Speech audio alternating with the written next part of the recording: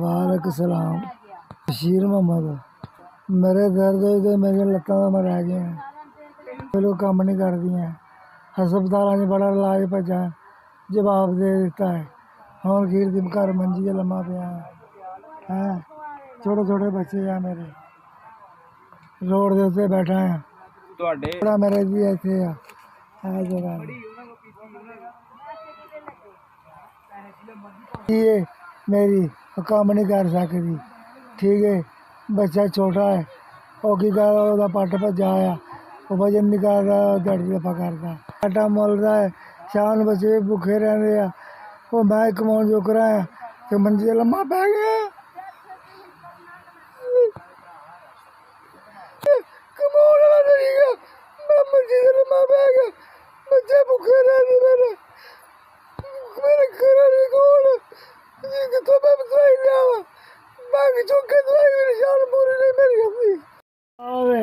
थोड़े बच्चे की जिंदगी करे है तुम मेरे मदद दी हैगी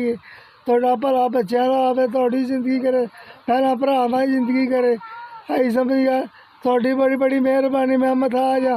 उठन जोगरा नहीं है तो बड़ी नेकी की मेरे उत्ते हैं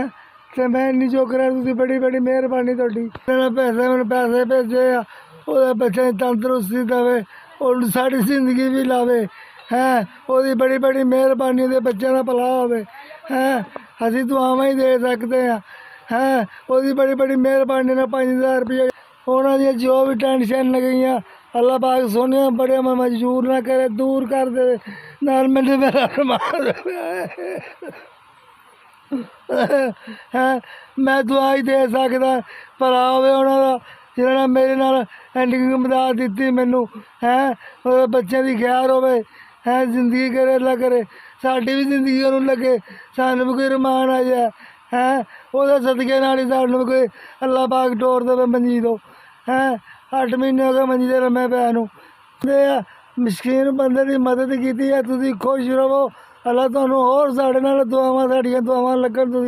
हस हस के गल्लां करो तुम खुश रवो पै हैं